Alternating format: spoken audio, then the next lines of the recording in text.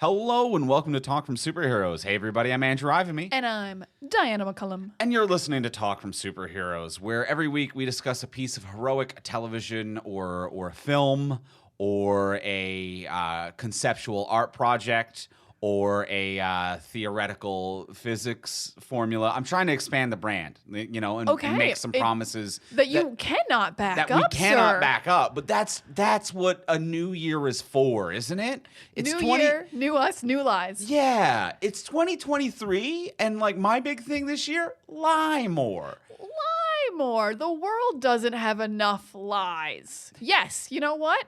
This will be our thing. This is our thing. Let's Actually, lie more this year. Can I throw this out here?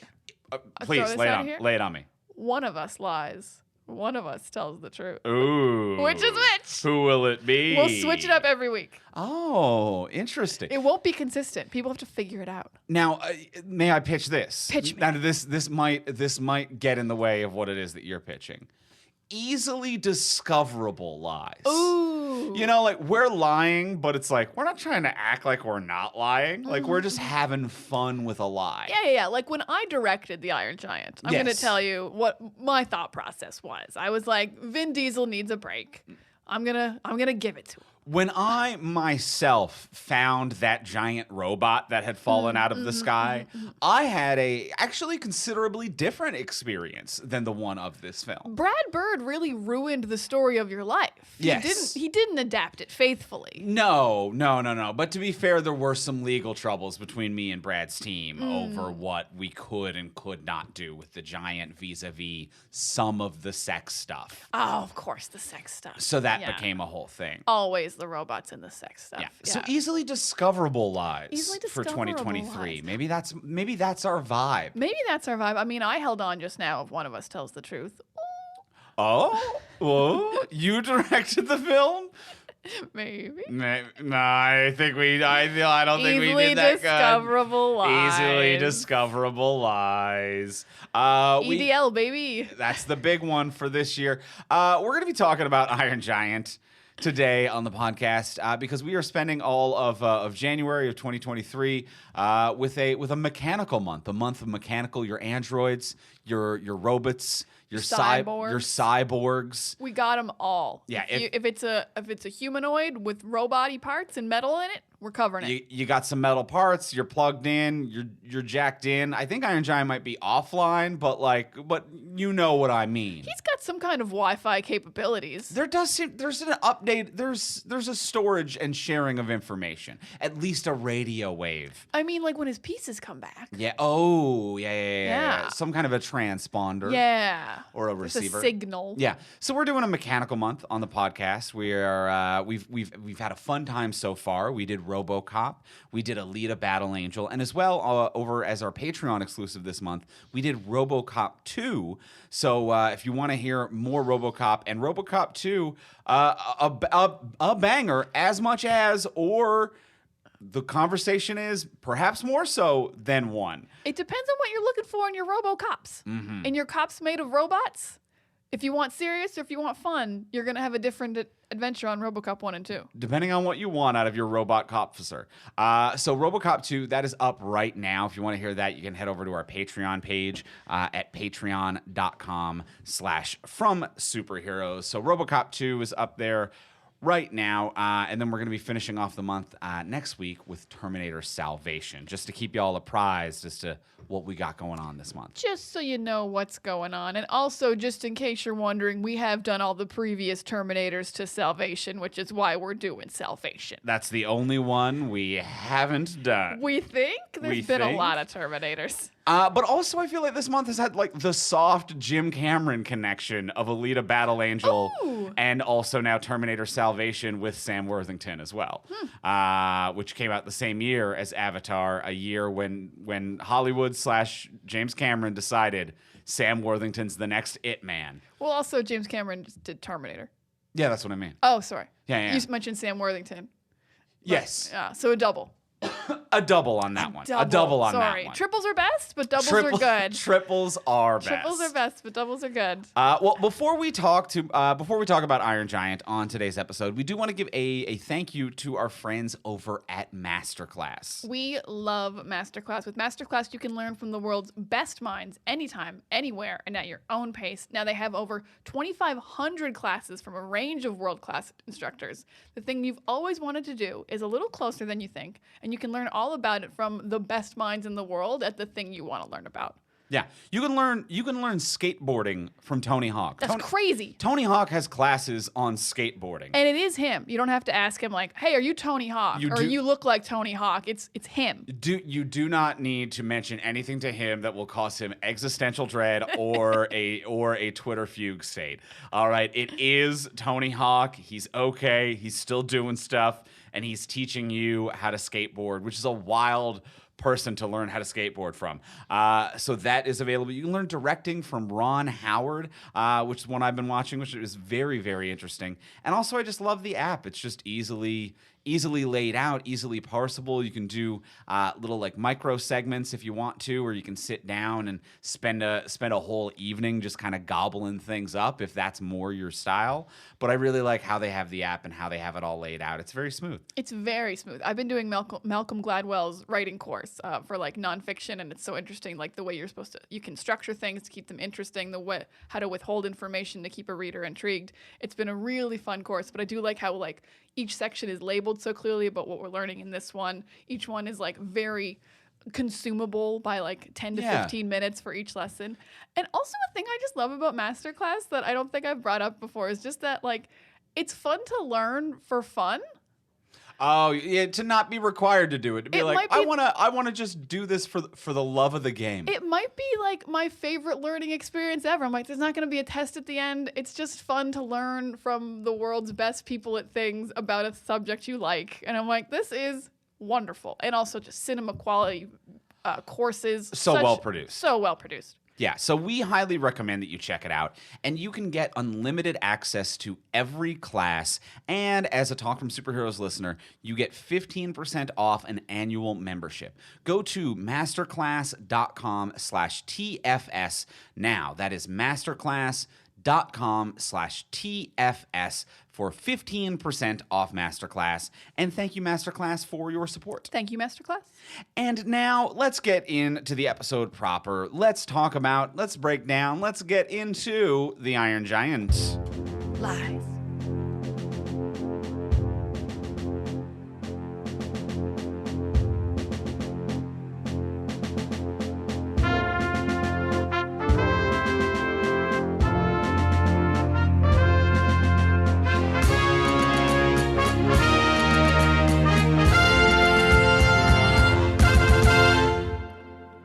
Just gonna say right off the top, wow, I feel like our music fits this movie really well. Ooh, I can vibe that. Yeah, just like old school Superman-y 1950s vibes. It does have that kind of energy, doesn't it? It makes me feel right to talk about the Iron Giant. It's the right vibes. I like that. Also, shout out to the composer of our theme song, Josh Pichet, for putting together those right vibes. Nailed it. Nailed the vibes. Nailed it. Fantastic musician and nailed it. It does suit the vibes of the Iron Giant. We've watched the Iron Giant. We'd seen it before. We've seen it again, or have we not seen it before? This Diana? might be a RoboCop situation where I thought I'd seen this movie. Whoa! This is a shocking development for me. It is quite a development for me as well. Okay, I had definitely seen it before. Diana thought she had and was corrected, and I'm finding out this information live. Diana, as someone who just watched the movie for the first time, did you like it? I loved it. I thought I would. Like, I've only heard amazing things, and the memories I had that were false, were also that it was very good.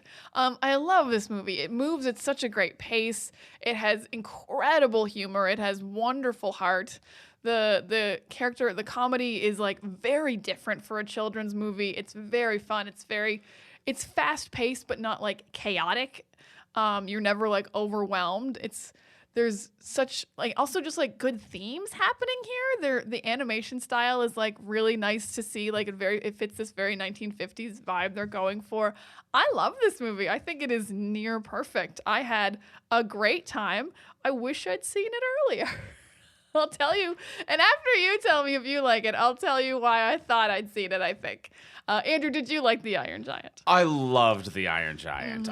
This is just a truly lovely movie, and it does everything so well. I agree with you. It has a good pacing. It moves at a good speed, but it's also slow and calm, and it's very confident and sure of itself, and just has a very powerful flow from moment to moment, even when those moments involve silence. It's fast, but it's not fervent. It's not it's kinetic, but it's not manic at the same time. It's very, very well paced. Yeah, beautiful themes, very well done, a nice visual style. The comedy really hits so hard. It is so funny when it chooses to be. And also, I think just some great performances as well. I think that everyone really suits who it is that they're playing. I think that this is very well cast also. I think, top to bottom, it's hard to find something to improve upon in this story. I think that this is damn near perfect filmmaking in terms of, visuals, performances, writing, pacing, editing, every single thing, top to bottom creative. Everyone nailed it on this one. Here's my only negative. Incredibly hard to dunk on. Like, I don't know what we're going to talk about for an hour. No, we do love movies and we can talk about them without dunking on them. But like, it is wild to go through my notes and be like, it's all bangers. Like, there's no bad points of this movie. There's no low point. It's incredible. It is an achievement. Even the empirically idiotic character, the government agent who we'll kind of break down and get into, but even that, it's cartoony villain and cartoony stupid, but it never quite goes that hair too far that it becomes an annoying character that I just want to dunk on. Like, it's just a touch in and out and playing through comedy enough that it's not annoying how irrational or how violent this person is at times. So everything really works for this movie. I will say that the first thing that I want to give this movie I credit for, which I don't know how it threads the needle on this one, because this is something that I would typically kind of make fun of an animated feature for, but it is getting on-camera actors for all of the parts is typically something that is a very DreamWorks thing of the we've got movie stars so that it helps sell tickets, not necessarily because they're the best person for that role. Now, this movie has, I'm not necessarily going to say movie stars. It has on-camera actors. Because also it's Yes. 1999, remember? You Yeah. have to remember the year this came out. So it's no one is a star, but no one is just a voice actor. no one's a It is dedicated this voice weird- actor. Except maybe the kid who plays Hogarth eventually, looking at his IMDb, he Right. mostly does animated, but I think he was actually a 10-year-old kid as well. Yeah. You're looking at your first credit. So this defined the course of your career, not the end of it. But normally when it is on-camera actors, they're just not as good at voiceover work as dedicated voiceover artists, with the exception of a handful of on-camera actors. But I think that this movie, the casting is just perfect. The on-camera actors are not there for star power. They're not there to have help sold a couple of extra tickets that weekend. They are there because they are the embodiment of that character vocally, not even necessarily physically. I could see Jennifer Aniston and Harry Connick Jr. Playing these roles, but they're not exactly physically them, but vocally they really are these people and really nail these roles. Yeah, vocally they absolutely match. Everyone is a great vocal performance for their characters. And it's true. None of these people were cast to bring people into the theater. There's no Harry Connick Jr. heads being we gotta go. We love him so much. He is such a weird level of famous. I've never understood this guy. Yeah. Who are you, Harry Connick Jr.? He has his fans. Oh, I know he does. His fans. Or he wouldn't be doing any work. And True. I wouldn't know who he was. I knew who he was before I opened this IMDb page. But he baffles me as a guy. And maybe they should have gotten bigger names if they were going to go on camera, because this movie movie flopped. But it shouldn't have. Yeah. Because it's wonderful. Well, even like some support cast, like the federal agent being Christopher McDonald, who The most punchable man. the most punchable man, a man who I always think of as Shooter McGavin from Happy Gilmore, but a phenomenal character actor, very punchable man, but a typically on-camera actor, as well as John Mahoney, the dad from Frasier. the dad from Frasier. So lots of great character work on camera actors who just really suit the role very well. They do suit the role. Now, let me ask you this as a man in the booth who like does the voice stuff more than me. It kind of sounds like everyone is, though, like not acting wise, but just like recording wise. Everyone sounds really far away from their microphones or something. Like there's very few hard sounds or loud performances in anyone's voice. And I did find that noticeable. Even though I thought the sound actually was mixed pretty well for like sound effects and like what's happening, but everyone kind of sounded like their mics were a foot away. Yes, it did kind of feel like that. I think that is just the vibe that they're going for. I don't know necessarily how they recorded this, but there are moments where it felt like the sound mixing of a 1950s radio serial, which was a different type of microphone where they would use like theater actors and it would pick you up from farther away than your typical vocal booth microphone today. And they would actually like walk around and use the space. And for radio plays would use the distance from the microphone to kind of like play off of like, I'm walking into the kitchen. Is there anything you need while I'm over here? And they would play with that, play with distance and play with spatial work a little bit more in radio serials. And it almost feels like it was recorded like that. I don't have any behind the scenes to back it up. And it might just be modern microphones, modern booth, but it's mixed to kind of feel like that. To feel like War of the Worlds. No, I get what you're saying. Yeah, because definitely, if Jennifer Aniston's yelling from the other room, it does sound like she's not near the microphone and not like she said it into the mic and they just lowered the volume. Yeah. Just so whether it was the style of how they recorded it or it was just a very concerted effort of sound mixing, I think that you're definitely on the right track there. I just don't know how they achieved it, but I definitely think it was the intention, and I think it works really well. Because especially Jennifer Aniston's, and like she feels a little bit defeated and kind of exhausted as a mom, which she definitely is, but it does feel like it's someone who's talking into their chest and not a microphone. Yeah. Like someone who doesn't make eye contact when they talk to you. So I couldn't tell if this was like a microphone technique they were doing on purpose or if this kind of was, we got all on-screen actors and they weren't giving like big animated performances. But this also isn't like a big animated performance. Yeah. These are kind of just real people in an animated movie. Yeah. So it's a little bit different than that, other than the Iron Giant, of course. Other than the Iron Giant. Other than the Iron Giant. But yeah, everyone is pretty phenomenal across the board. Mm-hmm.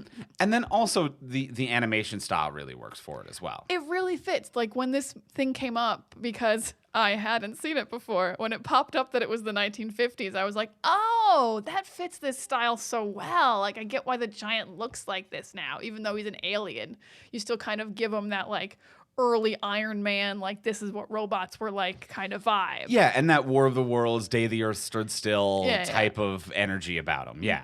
Yeah, the animation style is great. Like I think it's what was I reading? The Iron Giant is CG and everything else is hand drawn, which is also so like he's an alien, he doesn't quite fit in. Like it feels very much the equivalent of like Spider-Verse. Yeah, when they're all a little bit out of sync because they're all from different universes. Yeah, absolutely. Yeah, like Miles being animated on 2s and Peter B. Parker being animated on 1s, so one looks more jittery than the other. But this feels like the 1999 equivalent of that, to be like, what if we did some computers, some hand-drawn?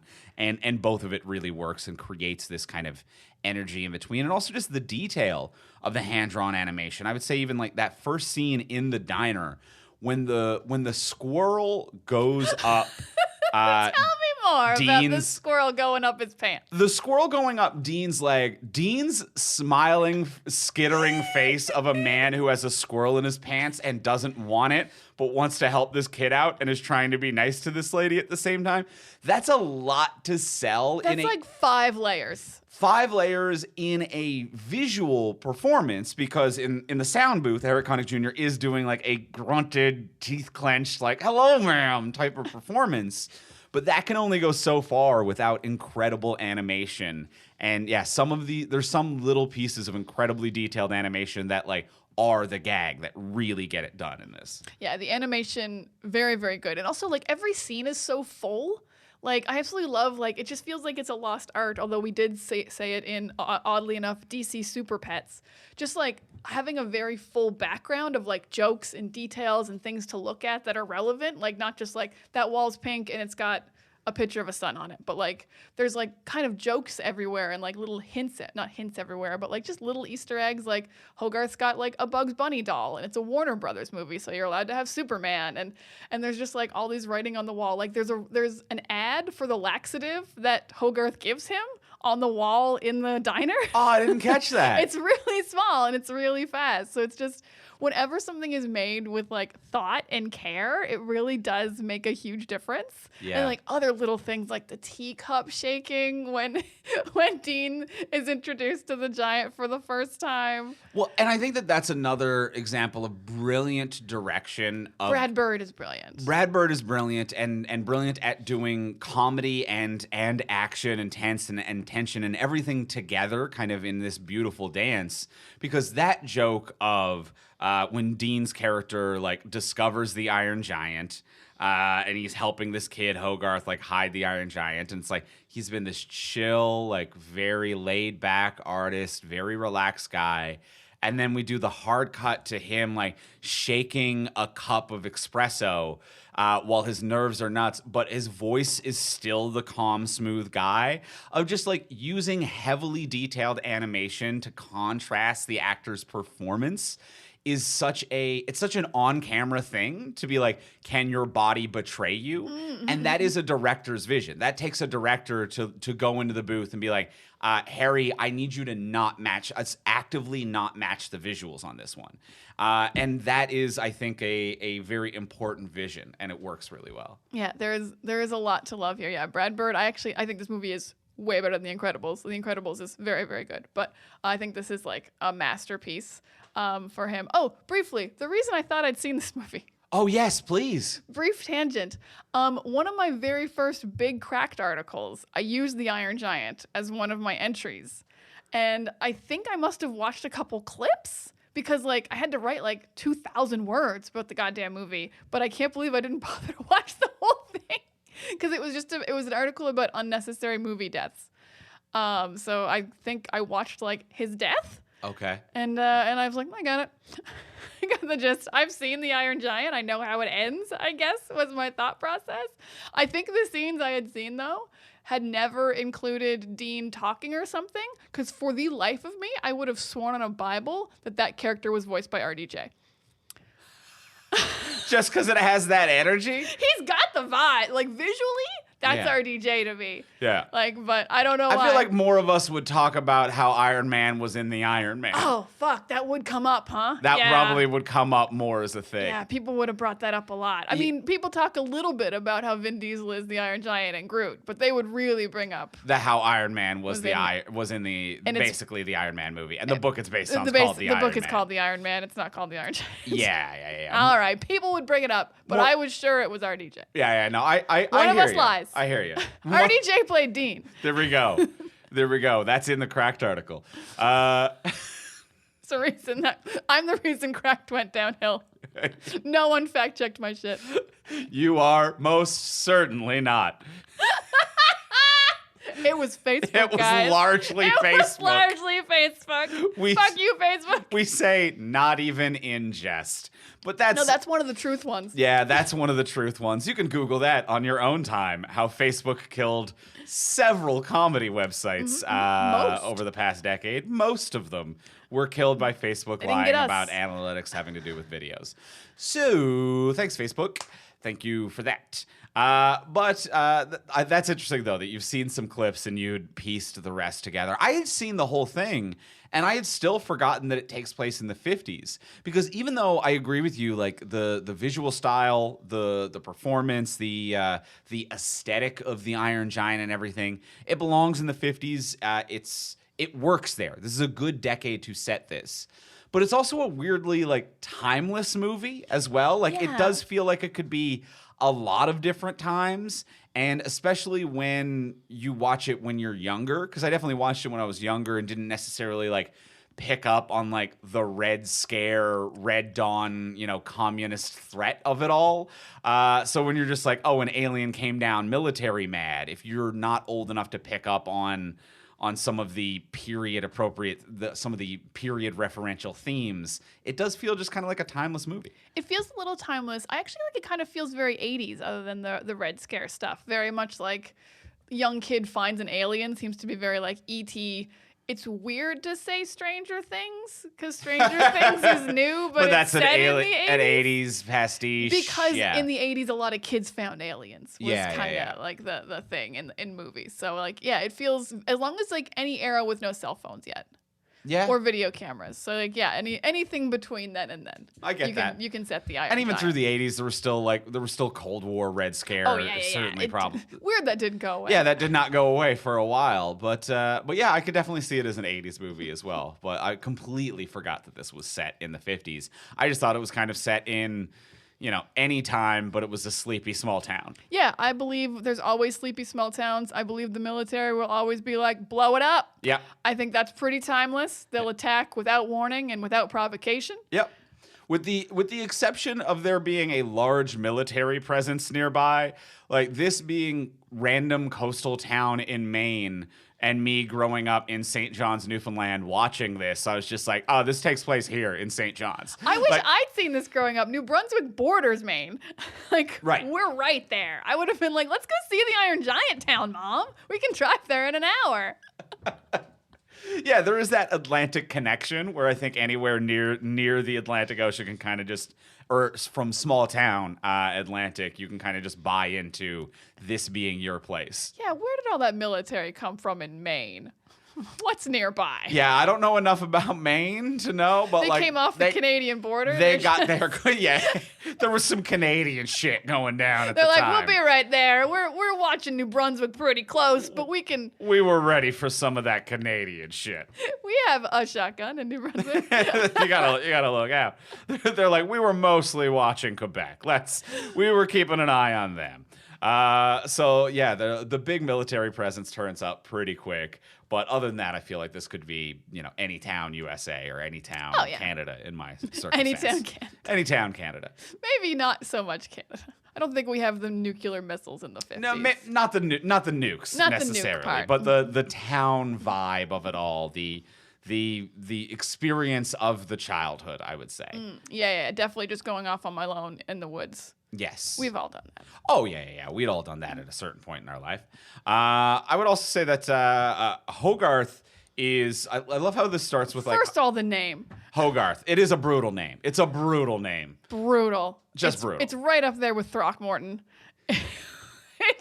Which one's Throckmorton? It's a name in a textbook that someone just took a photo of and was like, it's a question in a textbook. It's like, you and your cousin Throckmorton have 8 apples, and it says just like, my cousin who? Okay. Yes, I think I have seen this so online now. Hogarth and Throckmorton to me are related. Yeah. I think Hogarth has a cousin, Throckmorton. Throckmorton. Yeah. Okay. Well, Hogarth. We start this movie with Hogarth wanting a pet. This kid is in no way ready for a pet.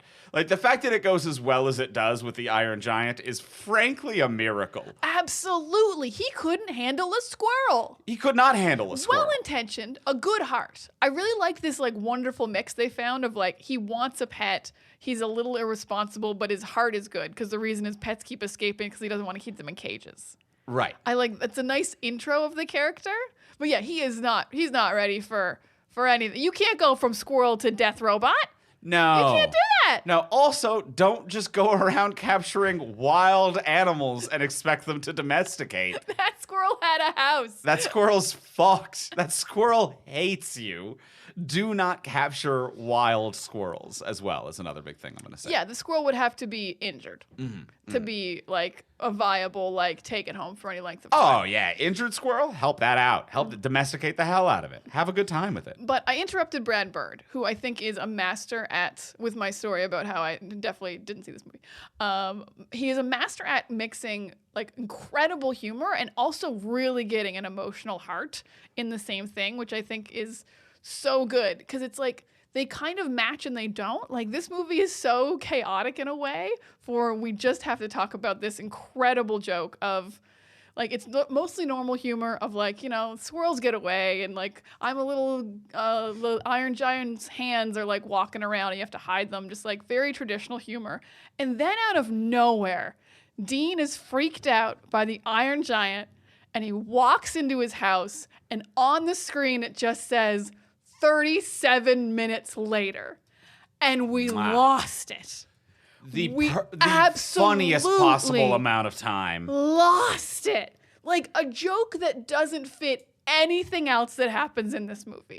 Nothing else is fourth wall breaking. Nothing else is self-referential. Nothing else is like, this is a movie. You're not just watching an animated documentary. Except for 37 minutes later. That's how long it took him to get over seeing an alien robot. And even the build to that is them sitting on the couch outside and Hogarth's telling him like he needs food and shelter.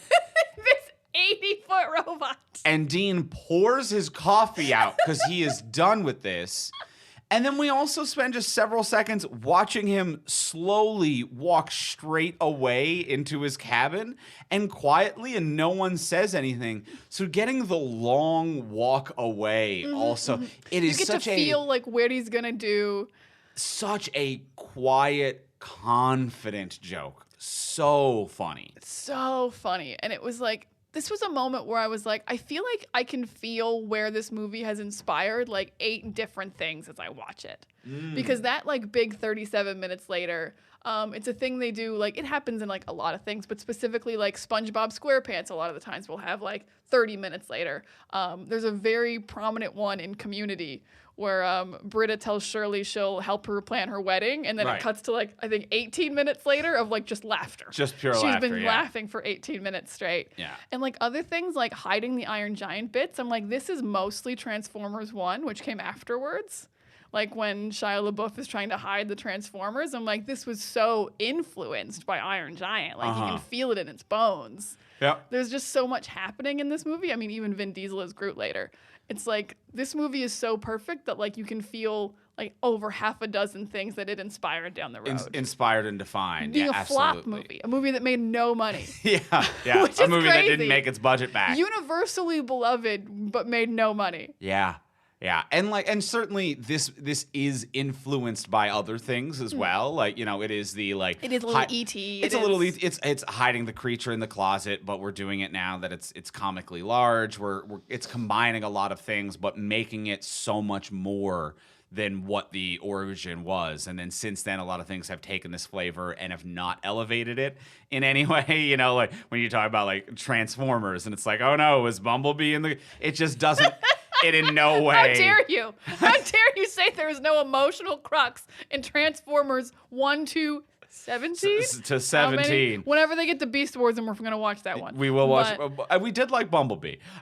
We did actually kind of dig Bumblebee. But yeah, nothing. A lot of the things that have been influenced by this don't elevate it, whereas this elevates a lot of the things that it was influenced by, which is very important filmmaking, and I think and very fun filmmaking. Yeah, that cut to 37 minutes later. God. Just such a confident joke. There's never another joke like it. It was like, Yes. we're going to give you just one killer joke. And then like other like 7s and like then a 10 joke. And even the walk away to the cabin, it was this perfectly symmetrical framing. It was very Wes Anderson movie. Oh, yes, where it was very far away for this movie. far away, perfectly symmetrical. The door was the door of the house in the mid distance. It was exact center of the screen, and we're just spending a long time watching a person dead center walk away, which on camera takes a lot longer than you think or than it looks like. Yeah. So it also is comedy in itself. And it's something Wes Anderson plays with a lot, with that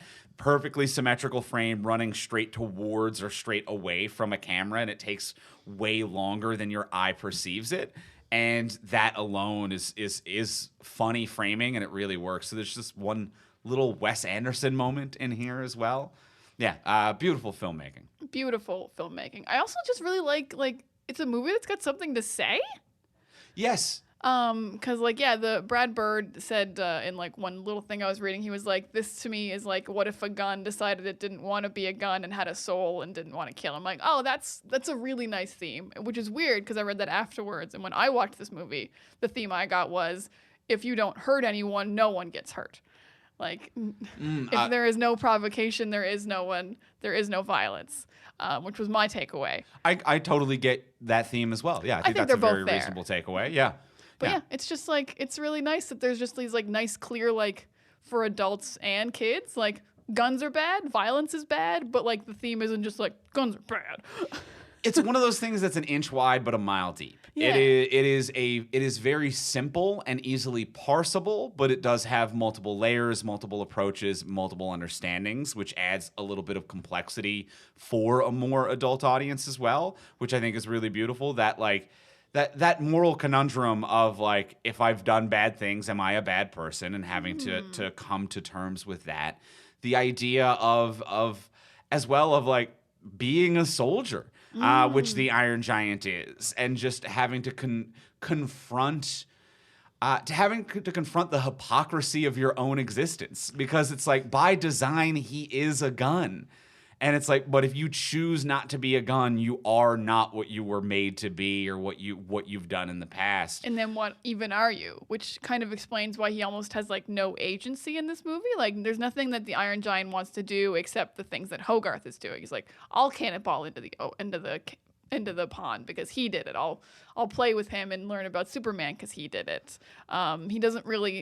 He never really goes off on his own to do anything except eat, except survive. Right. That's the only thing the Iron Giant does with agency, of like without Hogarth's permission. He's like, I need to eat. And other than that, he doesn't have any wants or desires. Yeah, but he does at least find identity by the end of it. He finds joy in the humanity of Hogarth, but he doesn't have any of his own, obviously, at the beginning. Yeah, and I think in the beginning too, it's a denial of who he's not versus I really like that the Hogarth line that kind of like echoes through the Giant's head as he's flying away with the missile at the end of the film is when he's flying away with the missile, the line of Hogarth that echoes in his head is, you are who you choose to be. So who do you choose to be? And then that's when he delivers the line of Superman. And it's not just about, the visuals or the heroism. It's about this entire movie. He's just been saying, I am not a gun. Where it's, I know what I am not, but that doesn't mean I know who I am. But finally making a decision, I think, is the final step of this movie, of taking agency. And I even like that reflection back as well of the lines that Hogarth told him at the beginning of like, I go, you stay. Of him being like, no, I've learned as well responsibility and agency, and I'm making decisions and I'm in control of my own life. Yeah, it's a beautiful story in every regard. The comedy is incredible. There's these like 4 different lessons, but it's not too many lessons. It's just like you can take whatever lesson you want, whether that's be who you want to be, whether violence is bad, whether it's, you make your own choices, whether it's soldiers have PTSD sometimes, which the Iron Giant seems to have. Yeah, there's too much happening. I will say in an hour and a half. In an hour and a half, it is very lucky of Hogarth that he accidentally dropped that BB gun the first night that he met the Iron Giant. Oh, I never thought of that. Because there is an alternate universe where he points it at the Iron Giant and literally is just a crater Just a just right off smoking the bat. hole right off the bat. Oh man, Earth is fucked then, because then the military just comes in Oh, and yeah. the Iron Giant destroys everybody. We're 100% ruined. Also, lucky that Dean just saved him from the 2 other shots that went at him. Yes, From absolutely. the 2 absolute laser blasts. Absolutely true. Absolutely. Well, Dean saved him from one. The other one, you were just kind of he like got lucky. Which he just tells me maybe the Iron Giant isn't that good at his job. Mm. He missed a child twice. He was internally conflicted. Not all of the circuitry was aligned on that one. I mean, also not all the circuitry was aligned. He had a big bump on his head. He also had a big dent in his head, so not everything was perfect in him. I don't know why he has to chomp on metal. Why does he have to eat so much metal? He doesn't seem to need it for anything. No. You would think he was making things or like making bullets or something. I do love this very 1950s though perception of what a giant mech and technology is, to be like, nothing beats American-made iron. Just a big iron shell, you shove more iron in it, and then all robot inside, to be like, oh, you have no idea how any of this does anything. You don't think about how any of that works, huh? Yeah. He just has a little transistor in his head, and then he needs to eat iron Classic. it's like potatoes and apple pie to That's this right. guy. Just eat some lead paint chips and you're good. This movie also has a really nice, it's not subtle, but I really like the connection with Superman in this movie. I like, because it's made by Warner Brothers, so it easily could just be a commercial for Superman. It could just be you could show Superman cartoons on the TV if you wanted, and you can have way more comic books. But Superman really is just used as an analogy for goodness.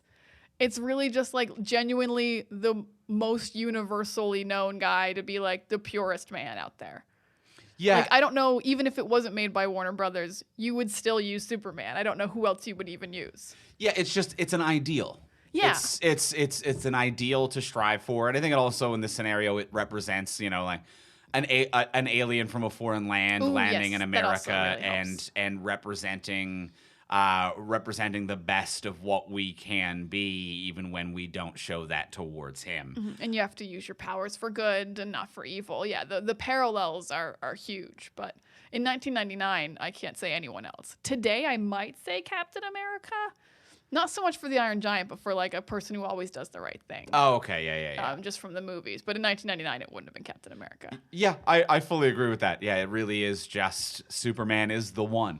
Yeah, The platonic ideal of heroism. I just appreciate the movie's restraint. No Justice League posters everywhere. No Batman's also cool.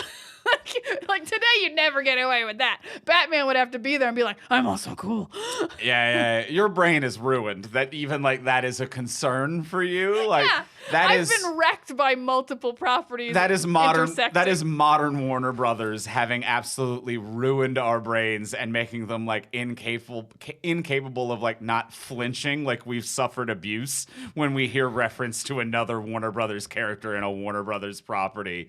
Iron Giant's I think I like Superman, and I'm expecting a full Space Jam Legacy basketball court filled with 8,000 characters that no one can keep up with. The Iron Giant was in that crowd. I know. I see why you brought it up then. I'm sorry. Yeah. But yeah, I think we are a little traumatized now that you say it. Because if Iron Giant was made today, Henry Cavill would voice somebody. Sure, yeah. They would have way too many connections to Superman. Yeah. They would deep fake Christopher Reeve or something like that. Oh, God. Jesus. They would. Yeah, don't. That is what they would do. Don't. So they would do that. They would do that. And there'd be way too many Superman connections. Yeah, and then Warner Brothers would cancel it for a tax credit before it ever got released, and it would all just be theoretical. It would just be theoretical film. Theoretically, we deep faked Christopher Reeves. That's right. You can't prove we did it. That's right. We're Warner Brothers. Our film either has every character or doesn't exist anymore. And it is one or the other, and sometimes both. That's current day Warner Brothers. Oh my God, I miss 1999 Warner Brothers. Oh yeah, bring back 1999, baby. Bring back the flops that were great. Yes. The movies that made $20 million and were perfect microcosms of what theater should be. Secret hit flops are where we're at. Well, I'm feeling good on Iron Giant. How you feeling? I'm feeling good. It's such a lovely movie. Just a lovely little movie. I just want more of it. But also, like, as we just said, Don't. Please don't. Do not make Iron Giant again. Do not remake this movie, Warner Brothers. Do not touch this movie in any way. But, like, it's perfect. Yeah. I want more perfect films. I agree with that. Yeah, I never want more of this. Get the hell away, Warner Brothers. Stay Don't away. you touch my sweet Iron Giant. Remove that motherfucker from Space Jam. He shouldn't be in the Space Jam. He doesn't understand what's happening. I know we've already done Space Jam 2. But how did you not pick the Iron Giant for your team on Space You Jam? pick the Iron Giant. He's 80 feet tall. I mean, King Kong was there. Superman himself was there. There's a lot of real failed opportunities there for the Space Jam We all team. agree. But you're trying to keep it focused on the Toon Squad. The tunes. Iron Giant and King Kong are in the background hanging out, though. I think they would get along, Iron Giant and King Kong. Oh yeah, because they just both want to be left alone. Yeah, they'd be like, "Hey, you're big like me. We could wrestle for fun." Oh, misunderstood wrestle gentle for fun. friends? Yeah, they'd get a wrestle. Well, let's go in for the close. I want that for them. I do also kind of want that for them. For them. That's a fanfic for somebody to write right there. No? I just don't see how it would be more than 150 words. Well, it's not a lot of meat. That's on a the tweet bone. for somebody right there. Tweet. Well, let's go in for the close. Let's ask the final question of what would you change? So now that we've discussed what we discussed, what would you change about this movie if you could change anything? Before we do ask that final question, we will remind you, as we do every week, please rate, review, and subscribe on Apple Podcasts, Spotify, Podcast Addict, or wherever you might be listening to this right now. It helps us move up the charts. It warms our hearts. It helps us find new listeners. It's a simple, free way to support the podcast just by opening it up, hitting 5 stars, and if you have the option to leave a review, depending on what app you're using, leave a review. Wherever you are, you can probably leave stars or whatever rating system they use. It's pretty much universally stars. We've really agreed on stars. We've locked down stars. Stars own it. Reviews really help us move up the charts. They warm our hearts. They make us know. They let us know what we're doing right and what you like. And then we're like, well, we'll do more of that then. Exactly. Somebody once asked for more Batman impressions from me, and I just did one. So you know what? These reviews. Did you? Yeah. I said Batman would be in this. I'm like, I'm Batman. It wasn't long. Okay. It was a short one. Well, there we go. It filled the quota. Shout out to that review. Leave them. We're making notes, and Diana's gonna come back with that heat for you. Diana's gonna lock them away at the very least. Leave me reviews. I'm reading them. Hey, Diana's all over it. Diana is all. I do read them, just not as reliably as Diana. But Diana passes on the relevant information to me. If someone had requested more one of the things I do. One impressions. Wow. Yeah, that wow. word. I had that word, and then it was like, bye. Well, leave a review. Those are free. And as well, if you want to support the podcast monetarily, you can check us out over on Patreon. Patreon's a monthly subscription service. You can subscribe at whatever level is in your budget, and you get different levels of exclusive benefits depending on what you subscribe at. So even at the $1 level, you get our webcomic, Texts from Superheroes. You get it a day early.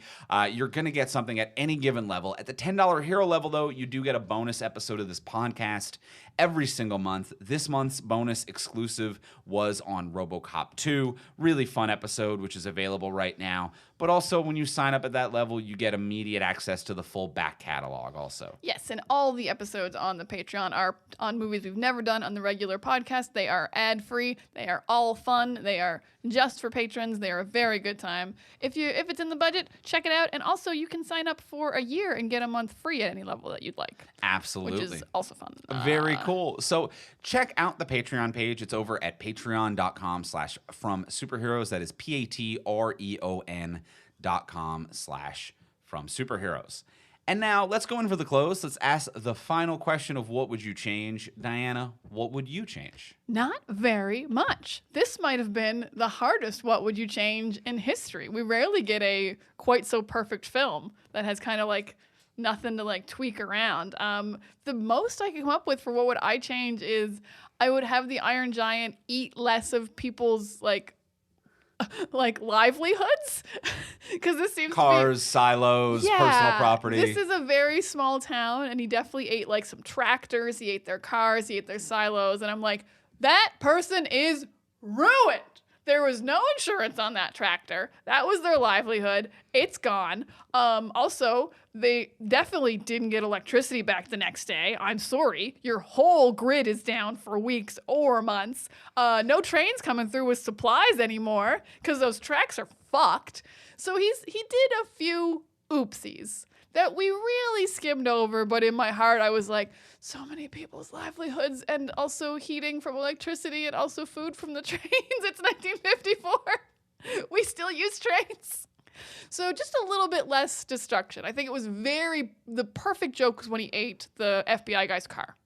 That was false. That was a perfect joke because he's a jerk, so we can eat his car, but also the reveal that he'd eaten the car. It was a wonderful mix of like, it's good that he did this, and it was funny that he did this, and he's still hiding, and he's so quiet.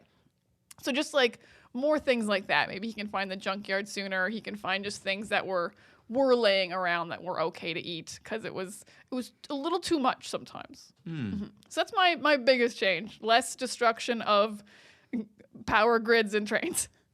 I love that. I'm going to piggyback on that, and I would say my only change for this would be to skip the train crash.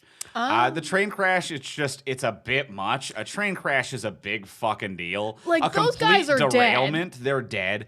And I get that, like, there was a couple of things it set up that I think could have just been set up and established in other scenes. Like, it sets up that the Iron Giant can kind of reassemble himself. Mm-hmm. But we had just seen, like, the electrical crash where he was incredibly damaged. If there was a bit more damage there, then we could have established that one scene prior.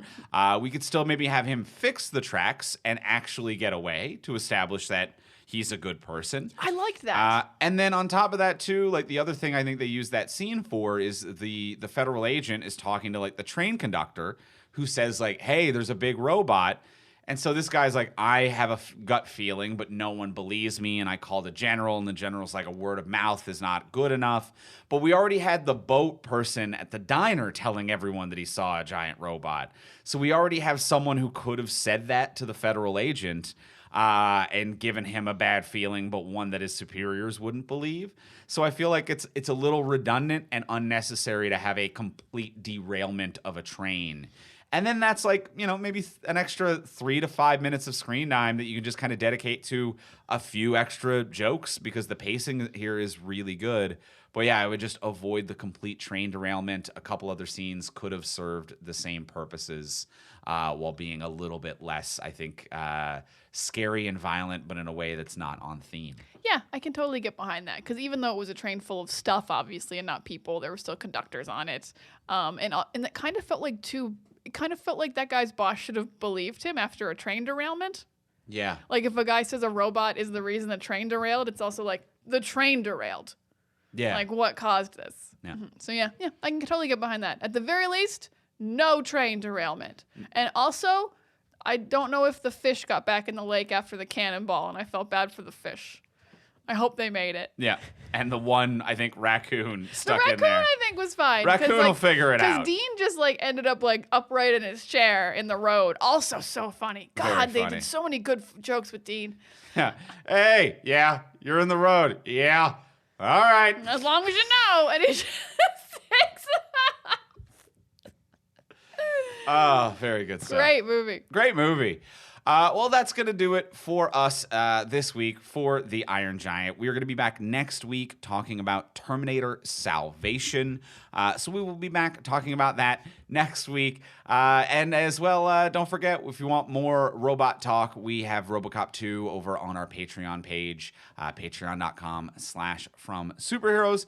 And we will talk to y'all next week. In the meantime, if you want to get a hold of us, you can reach me on Instagram at Ivimey, Ivimey. You can find me on Twitter at Words of Diana or Instagram at Pics of Diana if you want words or pics. And you can find both of us most places at From Superheroes. And we'll talk to y'all next time. Bye.